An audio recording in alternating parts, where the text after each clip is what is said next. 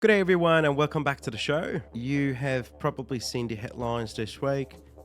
Bob Katter, the long-time MP up in Queensland, he's been all over the news after the fiery stoush with the journal about his Lebanese heritage. Bob Katter Sr. has Lebanese blood in his veins, but dare to raise it in public. Bob, you've got Lebanese heritage yourself. What would you say? Oh, mate, don't say that, because that irritates me, and I punch blokes in the mouth for saying that. Press further, the rant continued. Don't you dare say that. My family have been in this country for 140 years, right? So if you say anything like that, I have, on many occasions, punched blokes in the mouth, right? So I'm restraining myself today. It came as he fired up over his party's anti-immigration stance. If you have anti-Australian sentiments, then get the hell out of my country. Bob didn't like that question one little bit. He raised his voice and pushed back hard. I made it clear he wants to be seen as Australian, not Lebanese. I don't reckon the journal was having a go at him, and I don't think Bob really wanted to start a fight either. But immigration and heritage, they're sensitive topics, and it only takes one spark and bang, it blows up. And here's the bit I actually get. So he doesn't want to be boxed in by heritage, and he doesn't want to be defined as Lebanese. So he wants to be recognized as Australian. And honestly, I can relate to that. I have had people ask me, where are you from? And I say, Australia. And then they push, no, where are you exactly from? And to be honest, it's not a nice question. It makes you feel like you don't quite belong.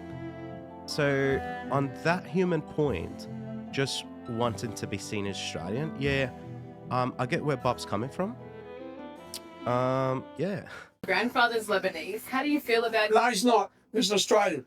And I resent strongly you describing him as Lebanese. That is a racist comment. You should take it back. His sister doesn't seem to have a problem with it, as she shared on Australian Story earlier this year. My grandfather, Jiddi we called him, came from Lebanon when he was in his early teens. He was Khalil, Ignatius, Mubarak, Kreata, Kairuz. So my grandfather became Karl Katter. Now, that's an interesting tweet though, isn't it?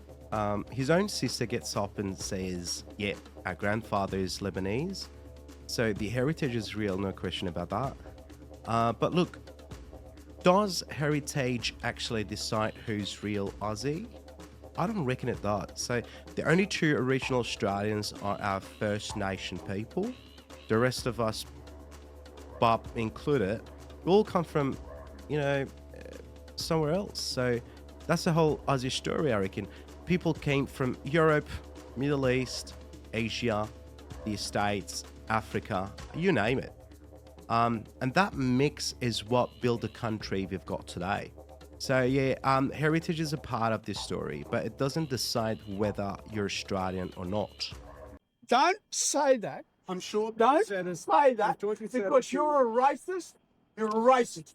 You cannot say what you've just said without being identified as a racist. So, gentlemen, ladies, this man is a racist. In a statement, Nine's news director said Mr Katter's aggressive behaviour and threats were unacceptable. His baseless and offensive accusation of racism is an irresponsible attempt to shut down a legitimate line of questioning and warrants a public apology. Now, this beats the fish in the air. So that's the image everyone's talking about at the moment. And look, it wasn't a good look. So at 80 years old, maybe the patience is not what it used to be. Maybe the words and actions come out rougher. But still, that sort of reaction doesn't help anyone. Here's where I really split from Bob Katter. So politically, he's anti-immigration, no doubt about it. He's fronting rallies that are openly against migrants, and he's not a fan of multiculturalism, and that's just not me. I reckon being Australian isn't about being white or born here or having 3 generations buried in the ground.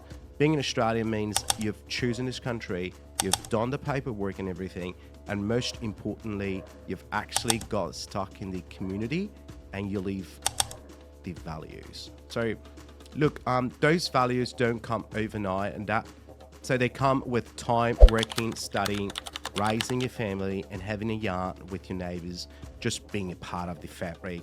So yeah, on that narrow point about heritage not defining identity, I can see where Bob's coming from, but on the bigger picture, so immigration, multiculturalism, and shutting the gates, I couldn't disagree more.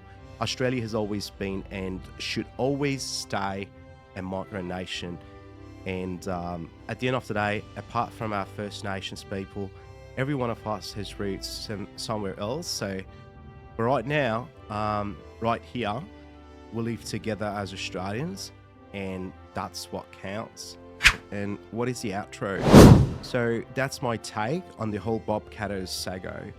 Not about division, not about fists in the air, but about unity and remembering that Australia's strength has always been in its immigrant story and built on the world's oldest continuing culture. But anyway, thanks for tuning in, and I'd love to hear your thoughts, and I'll catch you next time. Thank you very much.